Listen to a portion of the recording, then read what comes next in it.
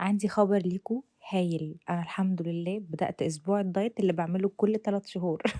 الأسبوع ده بيغسلني من جوّه، تخيّلوا بقى إن الcookies دي صحية وهتاكلي منها زي ما أنتِ عايزة من غير ما تتخني، شُفتوا أنا باحبكم إزاي، زي ما باتخنكم هاخسسكم كمان، والموضوع بسيط باجيب شوكولاتة غامقة اللي هي الdark chocolate وباقطّعها زي ما أنتم شايفين كده، أهم حاجة في الdark chocolate دي يكون بس السكر بتاعها خفيف، لإن في dark chocolate يقول لِك دي dark بس بيكون فيها سكر. أهم حاجة إن هي يكون مثلًا 80% dark chocolate وهنجيب بيضة واحدة ونحط طبعًا عليها الفانيليا عشان خاطر الزفارة، ونقلب البيضة كويس أوي، نضرب البيضة ليه بقى؟ لإن ما يبقاش في وسط اللي إحنا بناكل كده هنلاقي قطع بيض كده محطوطة يعني مش عايزة المهم هنجيب بقى معلقة واحدة كبيرة من الزبدة الطبيعي، زبدة طبيعية مش هنجيب زبدة مهدرجة ولا حاجة، وعليها 3 معالق أو 4 معالق كبار على حسب الكمية اللي أنتِ عاملاها من زيت جوز الهند، و3 معالق كبار من العسل، شايفين الصحة؟ شايفين healthy جدًا، معلقتين زبادي لإن أنا باحس إن الشوفان بيبقى ناشف شوية فالزبادي بيطريه. نضرب بقى كويس جدًا ضربًا مبرحًا، علشان ما يبقاش في أي تكتلات للزبادي، وما تقلقوش حتى لو في هو هيسيح مع السخونية والحرارة مش زي البيض، ما علينا ما علينا هتعملوها هتبقى حلوة ما تقلقوش.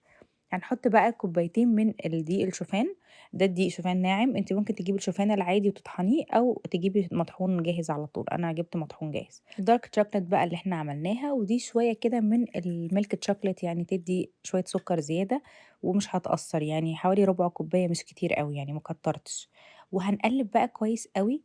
أنا مش عايزة الخليط بتاعي يكون ولا ناعم أوي يبقى سايل ولا اللي هو ماسك نَفْسه أوي. أنتِ على حسب عينِك وإيدِك أنتِ شايفة وأنتِ بتقلّبي إيه، يعني وأنا شايفة دلوقتي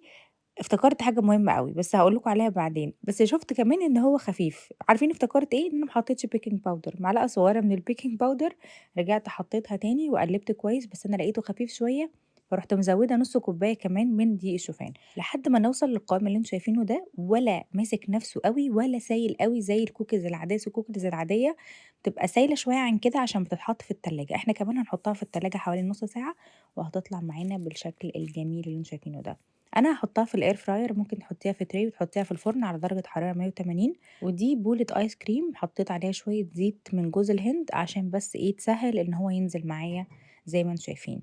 أمّا تحطيها كمان في الفرن ممكن تدخّليها على درجة حرارة زي ما قُلت لكم 180 ومش بتاخد أكتر من ربع ساعة في الفرن. هاحطها دلوقتي في الair fryer وهاضبط على برنامج الخبز وده tricky أوي، يعني في ناس مش هتعرف تضبطها في الair fryer وفي ناس هتعرف تضبطها، فلو عندِك برنامج خبز في الair fryer هتقدري تعمليها عادي جدًا، لو ما عندكيش بلاش ناخد الrisk أو نخلّيها على درجة حرارة 180 برضه في الair fryer وهتاخد معانا 10 دقايق بالضبط، وتطلع بالشكل الخطير ده، لازم تجربوها.